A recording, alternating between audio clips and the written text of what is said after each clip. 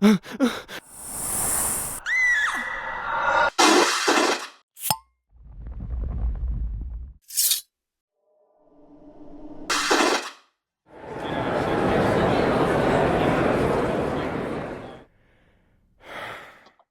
and welcome to the Supernatural track here at Continual. I'm your host, Gail C. Martin, and tonight we are talking about Sam Witch. Headcanon, and Fanon. Was he really Rowena's witchy heir? And we're going to go and explore that. But first, let's let our wonderful panelists introduce themselves, starting with Carole. Hi, I'm Carole Stokes. I started watching Supernatural in season 3. I started writing fanfic in 2012. And as Ellis Colton, I am an MM romance writer, including the paranormal romances, The Case of Thistledown House, and its upcoming sequel, The Malevolent Sea. Okay, Melissa and Kitty. Hi, I'm Melissa. This is Kitty. Cone Kitty. I've been a fan of the show since the night the pilot aired in 2005. Kitty is a latecomer. She's only been watching since June of 2020. Okay. I'm Gail Z. Martin and Morgan Bryce. As Gail, I write epic and urban fantasy. As Morgan, I write urban fantasy, male paranormal romance. But all my modern day worlds are ones Sam and Dean could walk into and feel right at home. I fell in love with the show halfway through season 11, binge watched 11 seasons in time for the start of season 12, fell down the rabbit hole, and haven't tried to crawl out ever since. So, as we get into the latter seasons of the show, we start to see Sam dabbling more and more with magic. They've kind of learned that having a witch on their side can come in handy. You know, Rowena was one of those frenemies that redeemed herself in the end. But what happens when Rowena is gone? And who's gonna work the spells, and who's gonna do this magic that saves their asses? And so Sam, he seems to be the one who is more connected to all things paranormal in and of himself. Not that both boys haven't bounced back and forth between heaven, hell, the mark, purgatory. But Sam is the researcher, the primary researcher. It's just kind of a little step to the left to embrace the actual doing of the magic as opposed to the finding of the spells. So let's start with canon. What do we know from the show about Sam gradually growing into doing some magic of his own? Carole? Well, it's established, I think, early in the show. First of all, we have Sam's ability. You know, that's presumably bestowed by his ingestion of the demon blood, but nonetheless, he has abilities. And certainly that's going to, I would think, open him up more psychically, cosmically and stuff. Also, you know, Dean has no problem like foisting all the Latin reciting off onto Sam. Sam is a book lover. Sam is a research lover. Sam is perfectly happy, you know, to be the one looking up stuff and reciting the spells. And he comes up with, Dean's very inventive in the mechanical aspects and, you know, the fighting aspects, but Sam seems to be the one who has the bent towards the ritual aspects. I mean, even from pretty much day one all the way through, even when he has ideas like when they're at the sheriff's station in Justin Bellow and he's like, well, let's play the exorcism backwards. You know, I mean, that's kind of spell work, and we see them doing some spell work. We see Bobby doing spell work. We see them with the devil's traps. We see them reciting Latin to do stuff and, you know, summon people or things or whatever. So we see them doing some spell work all the way through. And certainly Sam then, because he's the one doing the research and speaking the Latin, and which Dean, you know, happily foists off on him. So I think it's only natural that, yeah, that step to the left comes along. And he starts expanding what he's doing, and we see him doing that, and we see Rowena noticing that he has a talent. And he is the one that she wants to help her when they're doing things like dealing with the rupture. And then she's the one who then bequeaths all of her stuff to him. Her whole, her grimoires and her books and her, uh, million little jars of, recipe ingredients and stuff. She bequeaths all of that to him because she feels he has that talent and he's already started working on it. And that's all of that is canon. So we have a really firm footing for considering the whole thing about Sam taking steps down the witchy path. Well, and if you think about it, an exorcism is just sort of a Vatican blessed spell. Mhm. It's just magic that is blessed by the church. It's Oh, holy water. holy You water. put the rosary in and you say some words, and all of a sudden, ooh, you have this magic water that can like burn demons and stuff. If that's not magic. Right, right. Melissa? Um, Couple of things to tag on what Carol said, and Kitty is really talking for me tonight. My microphone. um, Rowena has her home, her apartment, excuse me, locked down, and the only one who can get into it is Sam. So, like, not only does she bequeath this stuff, but he's the only witch she's willing to give her massive collection to, and she makes sure of it. And also, Sam does the spell to reincarnate Eileen, Mm-hmm. and that's witchcraft. Yeah. Pure witchcraft. I Granted, think Rowena wrote the spell, but he had to cast it. and I think it is very interesting that, Sam doesn't have some of the abilities that a quote unquote born witch would have. He um he doesn't have telekinesis, at least when he isn't drinking demon blood. He can't create dimensional rifts unless again he's drinking demon blood. But when he's possessed or doing those other things, it's not really him. It's not his inherent abilities. So just plain Sam is doing magic that is ritualistic. So he needs to have the incantation. He needs to have the ingredients. It's not like he can just snap his fingers and his innate power makes something happen. And I find that really interesting because there's kind of an implicit suggestion there that anybody with a grimoire and the will to make something happen and willing to take their chances with the after effects might be able to do at least some level of magic as well. And I find that really interesting. And I know I've used that concept in some of my books. And we see that in episodes like Swap Meet, where the Mm-hmm. kids are summon that demon, and are trying to control that demon just by reading the spell. And I know there are other instances, but that's the one that leapt to mind Mm-hmm. first. That yes, even just with rope mechanics, things can happen of a magical nature. Um, we're probably going to get into headcanon, so I'll save more of that for later. But yes, that seems to be the case. I mean, we'll look at Bobby.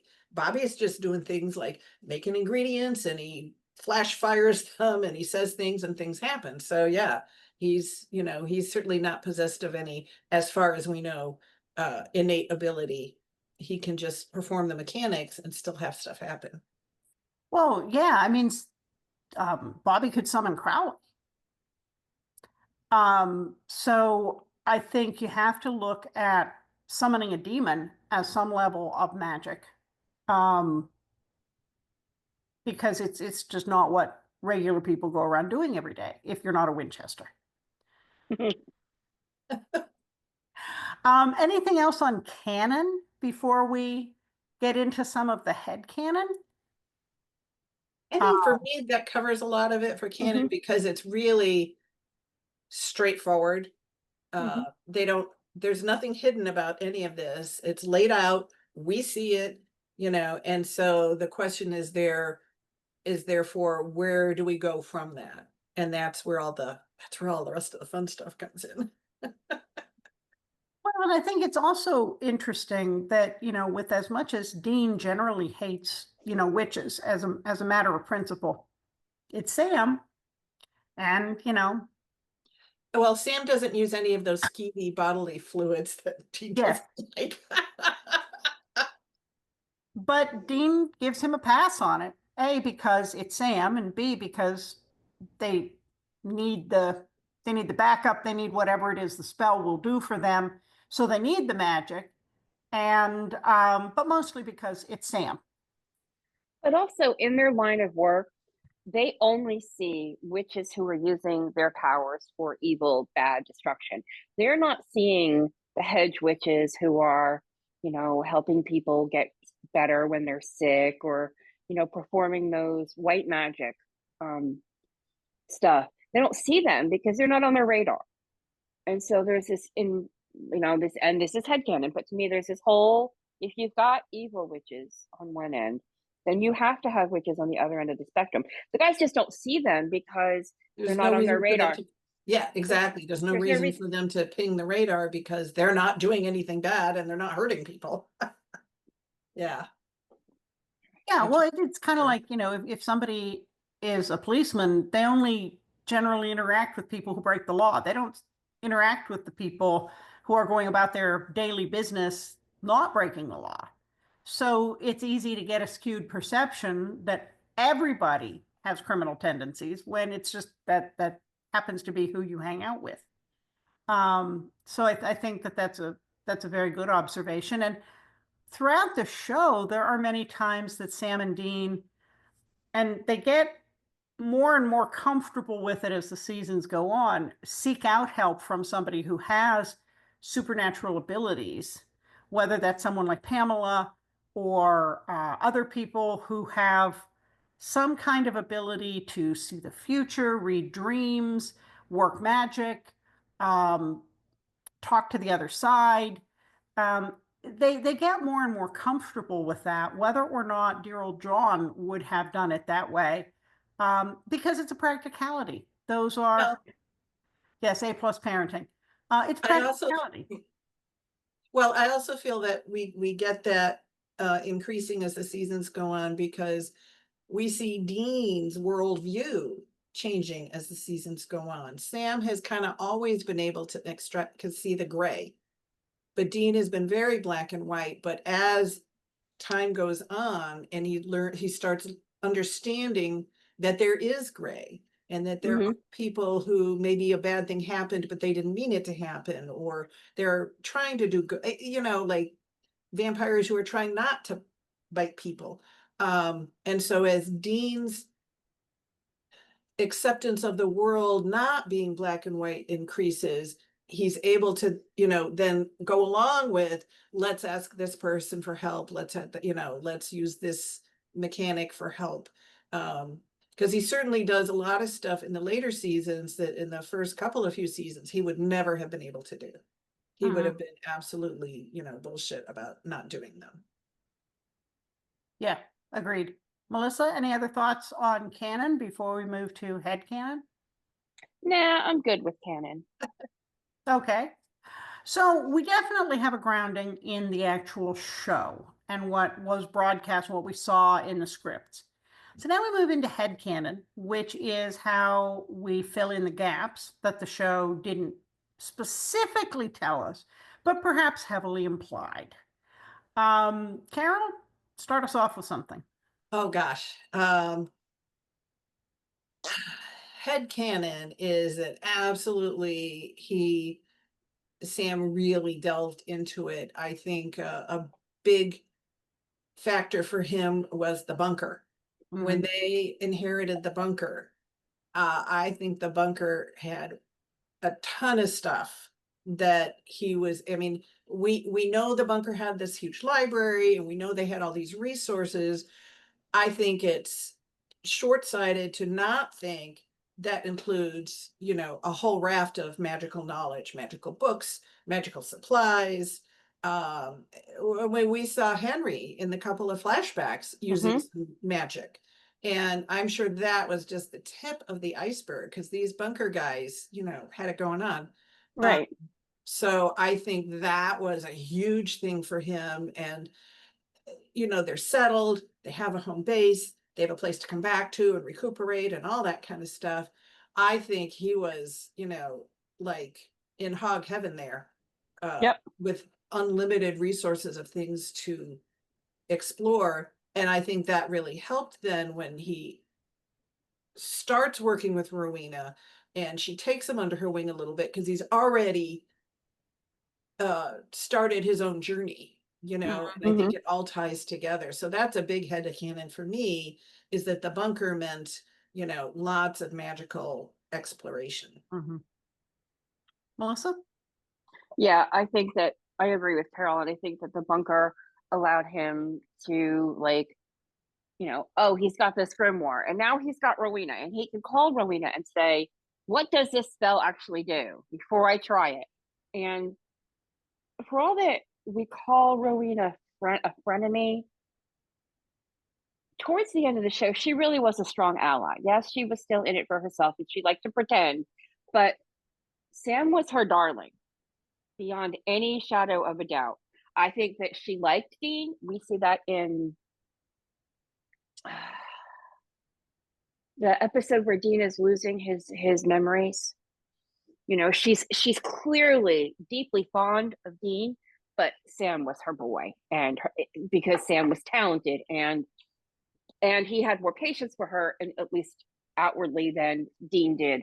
Blah blah blah. So I can see a strong bond with, you know, being able to call Rowena and say, I don't know what this does, with, you know, blah blah blah, and being able to trust her that she wouldn't lie to him about magical stuff. She might lie to him about other stuff, but I don't think she would have lied to him about magic stuff. I think there was enough integrity there about the art, the craft, and wanting to see Sam succeed.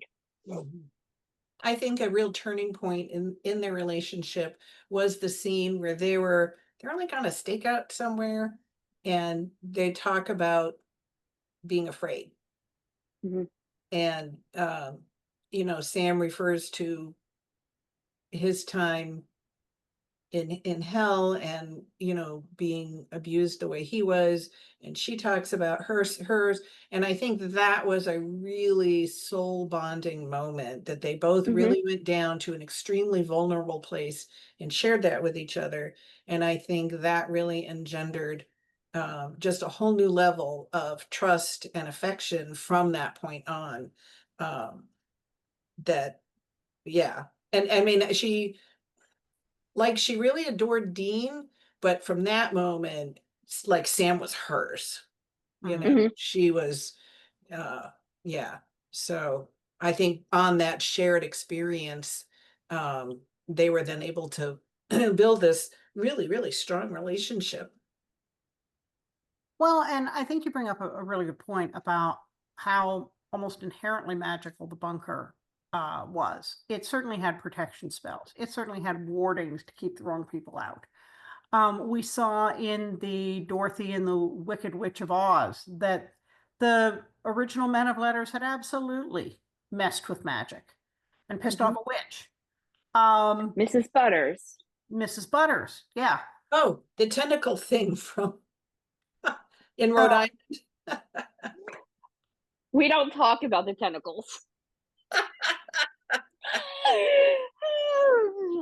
But yeah, absolutely. If you're going to create a bunker that is consolidating all this knowledge about the supernatural, you're already talking about the supernatural.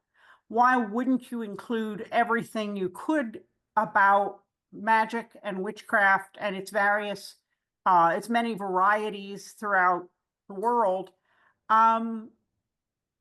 It just makes sense. And as you said, we saw Henry doing some magic. And even if it's small magics, it's still magic. And so you could certainly see from, you know, the Dean Winchester perspective from the first season, you did a spell, you're a witch. Right.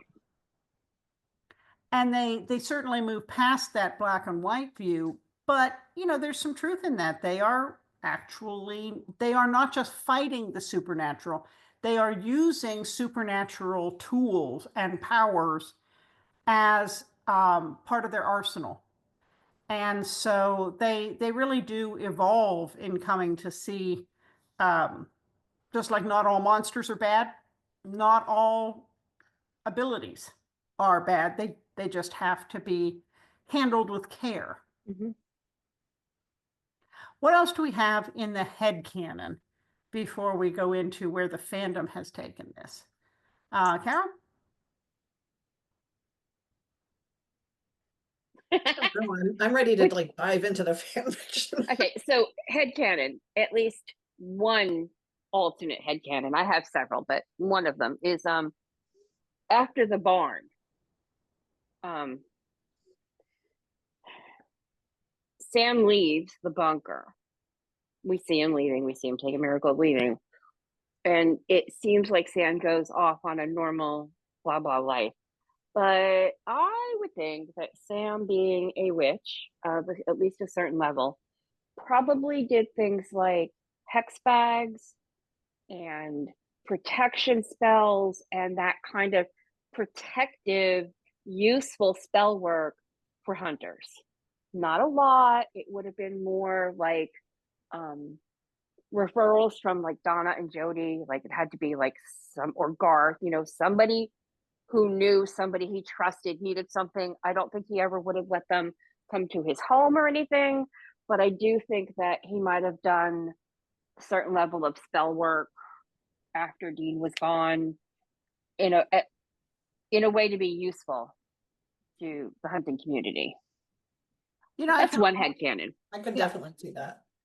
Yeah, I can see that. And I think part of my headcanon is that even if he completely full stop backed away from the hunting community, and I think that would be hard for him if there were friends of friends who were actually in danger. But even if he did, I can see him using that magic to protect his child and his partner and his home. So sigils around the house, maybe blind painted into the paint on the walls, scratched in the baseboard. I can see blind stitching things into the hem of his child's shirt, or doing the rituals, doing the marks as part of protecting what is his, and protecting the house, the property, his family. And I think that just comes naturally. And that's, if you think of people who weren't Winchesters, who did have some degree even of hedge witch level magic, they used it to protect their family and heal and help out their neighbors. And I can see Sam doing that in a very quiet way without really drawing attention. Maybe Blurry Woman didn't even know he could do these things. And he Not the Blurry Woman. We don't know her name. And I think my headcanon does show that sometime before Sam passes, after Dean Jr. is an adult, there were talks about the hunting life, about Dean, and you can't talk about that without talking about the supernatural and the magic. And I can see Sam passing certainly telling Dean Jr. about that, and maybe passing on some of the less fraught, less dangerous, more protective spell, assuming that the talent ran true. I don't think that that's a big stretch for headcanon to say, you're a Winchester, and there are entities out there with long memories. And even if you're not a hunter, you need to know how to protect yourself in case somebody we pissed off decides to come after you. Right. I think that's I think it would almost be irresponsible not to, at some point, leave Dean Jr. with some ability to protect himself and some knowledge of what might be out there. So, Yeah, that really makes sense. yeah, that's kind of my headcanon. And now we get, oh, go ahead.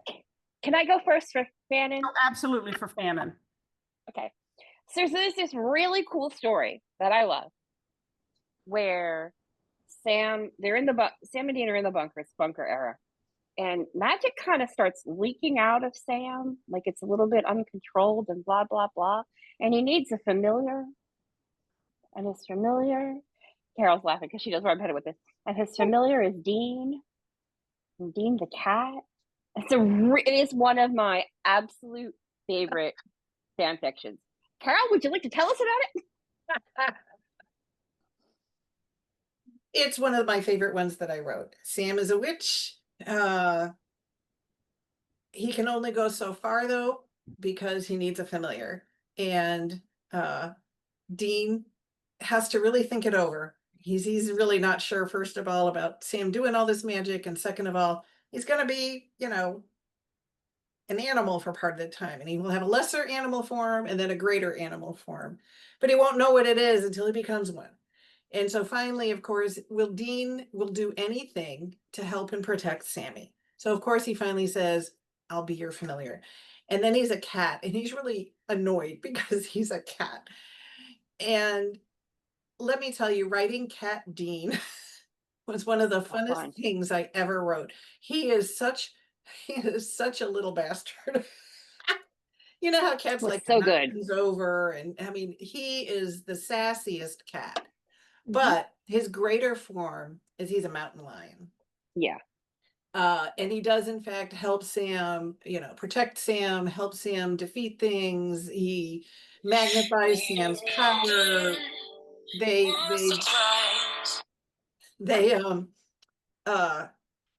mesh together so that Sam has a lot more power and stuff. And ultimately Dean loves being it because, when he's a cat, he can just have a good time. He just can go out and have fun and do cat things and annoy the heck out of Sam. Well, and Dean always did like catting around. And I think one of my favorite parts was at one point when they have, of course, vanquished the monster, because of course they do, they're Winchesters. And Sam gets a little treat for Dean, and it's catnip. And so Dean's like, yeah, I'm on it. And he turns into a cat and he goes off and plays with his catnip and gets extremely silly and stuff. And I loved writing it because writing Sam as a witch felt so natural. It's such a natural outgrowth for him that he is, where you take everything we just said about canon and then head canon, and it just extrapolates right out that, Sam is inquisitive and he wants to learn things and he's researching and he's doing all these things because they are still, fighting evil and everything. And it was a joy to write. And like I said, just such a natural outgrowth for his character. And I've read a lot of Sam Witch stories. There are many Sam Witch stories out there, and they all have that very natural feeling. It's not like you have to force them into anything. I mean, we've all read stories. Well, at least all of us here have read stories. Maybe one of them becomes a vampire or a werewolf or something like that. And there's always a lot of struggle because they've become something that they're used to fighting. And so it's a real conflict for them that now they're the thing they used to fight. And how are they going to deal with that? And it makes for a very good story.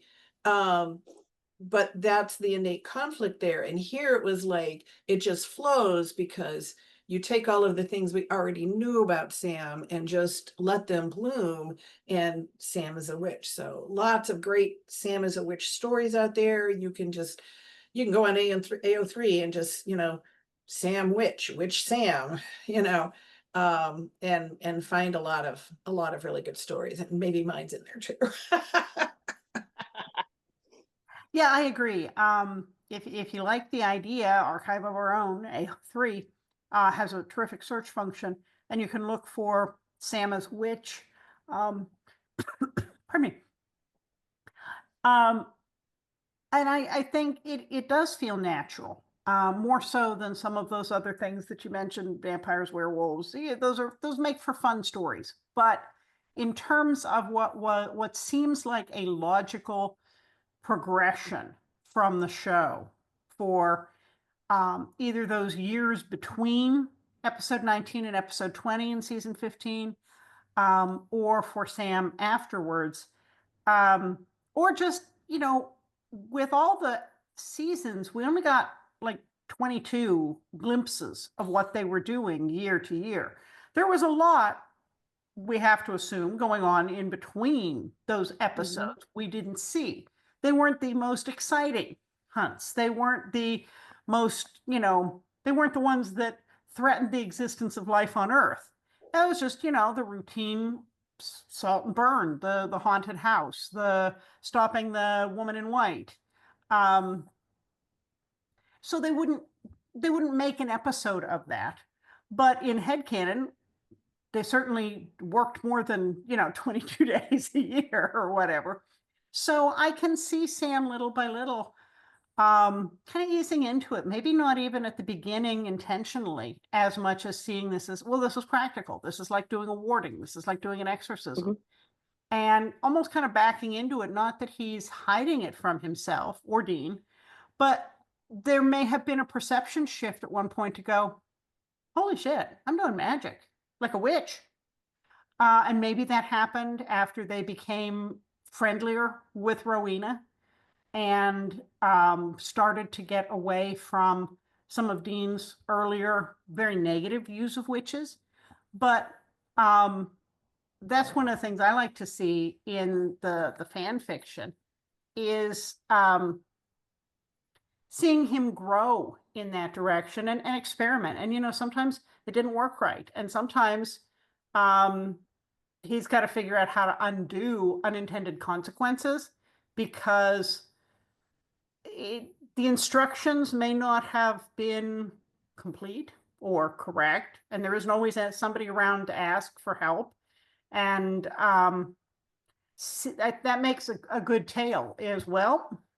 You know, the instruction book didn't say anything about this happening, so now we have to figure out how to undo it. And that itself can be a whole story in, right there. Carole, back to you.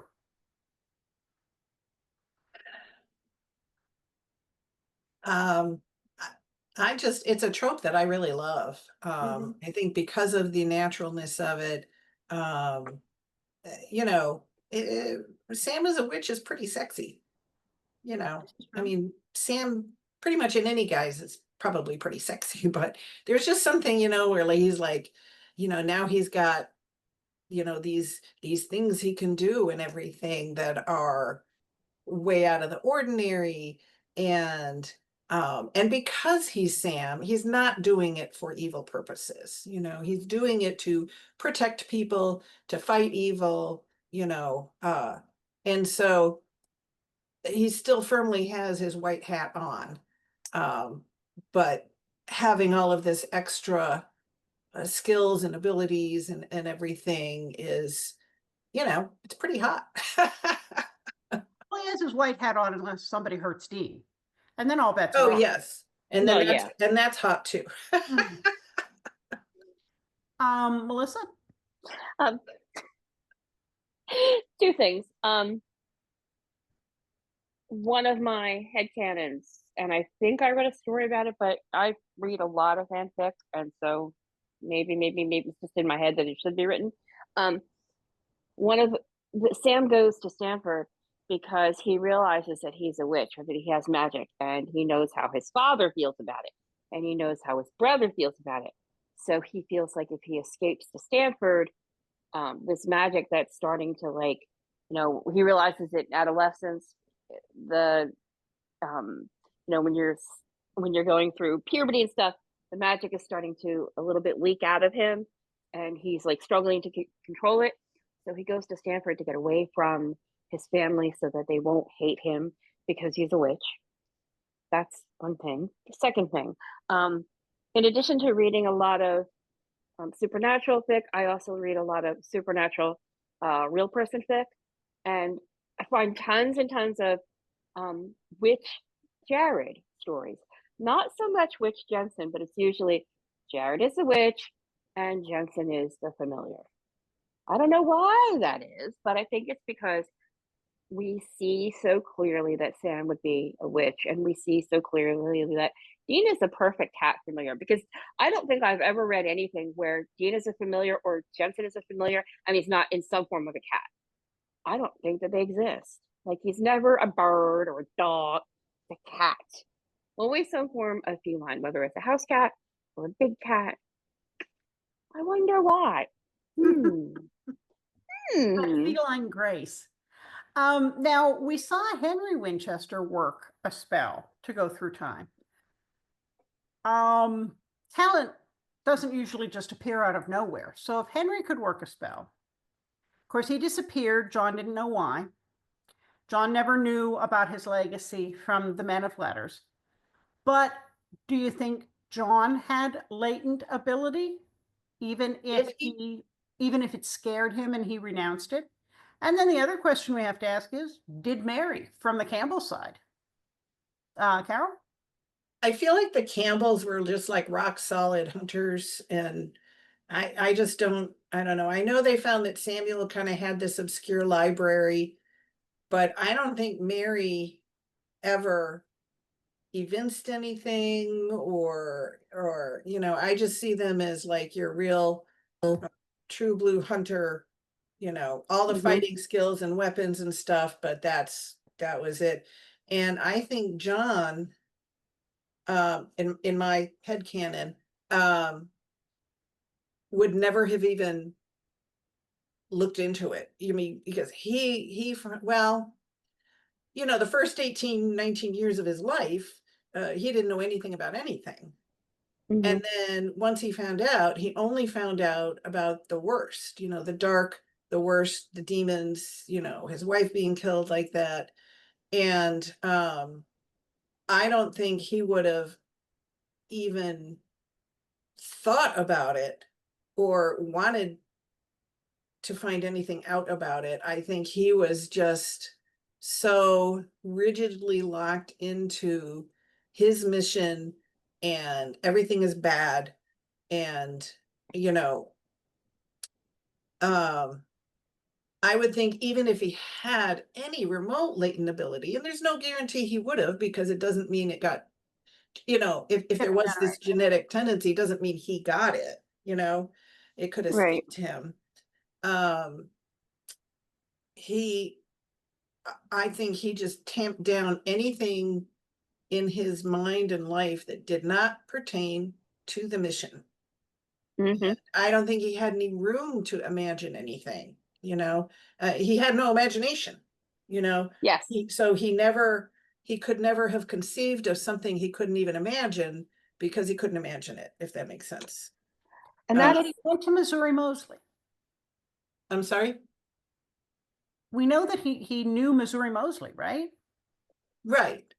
But he went to her as like a psychic, because he literally looked her up in the yellow pages. Okay. Yeah. And went to her and said, what's happening? And she's like, well, this is what happened. And then he was like, okay. But I don't think, even with her, and she didn't pick up on anything, because we see her pick up on it with Sam. Yes. We see her like go, with him. And certainly we never see that with John. She's just like, you're being a crap father. But yeah, I don't think he could have even conceived of the possibility of it. And I don't see him having any propensity towards it. Really, I think if he had, it would have confused him so badly. I think he couldn't have dealt with it. I don't know, maybe he would have like driven off a cliff or something, because be like, oh my God, I'm going bad. Let me end myself. you know? Yeah. So, yeah, no, I think if Henry had any ability and then Sam had it, but I think it, we see Dean doesn't. So I don't think, I would say that John didn't either. I mean, Dean can recite something and the very mechanical thing like Bobby can do, but Sam has that, that something extra underneath it that puts him in that different league. Melissa? No, I don't think John had an ounce of magical ability, and I agree that if he had, he would have put a gun in his mouth.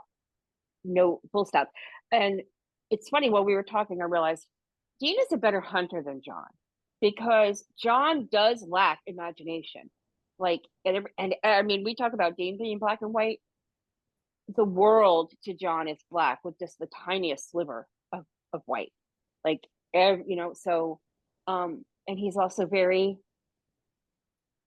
he was a good soldier because he followed orders, right? He followed orders versus we know that Dean can come up with creative solutions to problems that when you're trying to figure out like the battle strategy, it's Dean you're looking at. Yes, Sam, and like that's why Dean is so proud when he comes back and Sam is leading the AU world as their general. Dean's kind of really proud because everybody's used to looking to him for solving the problem. So sorry, I didn't mean to get off on a sidebar, but when we were talking about it, it immediately popped into my head is that's why Dean's a better leader and a problem solver and a hunter than John could ever be, because John was so rigid and he never would have, like, if you're reciting an incantation and throwing something in a bowl and setting on a fire, that's magic.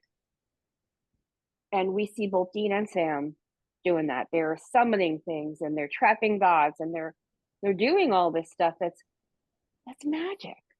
And John would have lost his mind. Mhm. I can't see him ever coming to grips with that. Yeah. John's worldview is unremittingly black and dark. Like you said, he doesn't have any light. Even his sons are not a light in his world. Mhm. Where normally you would think, oh, my children are the light, and he doesn't even see that. And you see that in the way he treats them and the way he looks at them, and so even that, whereas Dean had Sam and thus remained human. Well, I mean, even when John said didn't have a Sam, so yeah, I mean, John said to Dean, if your brother goes dark, you'll have to kill him. So I mean, right. Anyway. Dean's like, anyway, no, that could never happen. That's just never gonna happen. That's a whole other story. But but it shows that worldview. It shows that, yeah. and the no way he could not imagine anything. So yeah. So yeah, there's a thing of no magic. This guy is getting squirmy, and I think we have pretty much covered the waterfront. So before we leave, please let everybody know where we can find you online. And if you have a new, recent, or upcoming project, tell us about it. Carole? You can find me on Facebook as Carole Stokes, especially in the continual group, on continual panels, and in Gail's TFWNC group, Supernatural group. As Ellis Colton, you can find all my social media links at elliscolton.com. My books are available on Amazon and Smashwords. And my paranormal male romance, The Case of Thistledown House, now has the sequel coming out, The Malevolent Sea, in a couple of few weeks. Yay! Melissa? You can find me here on continual panels, mostly talking about supernatural, and the TFWNC Facebook group. Kitty and I are there sometimes. Okay. I'm pretty easy to find online at Gail Z. Martin, Morgan Bryce. If you spell those right, you'll find all my social medias and my website. I do run the Supernatural TFWNC Facebook group, which I post a lot to. And of course, we're here at Continual doing Supernatural panels every week. So thank you both so much for a fantastic panel. And thanks to all of you for watching and listening. There will be more Supernatural coming up soon, so we'll see you online.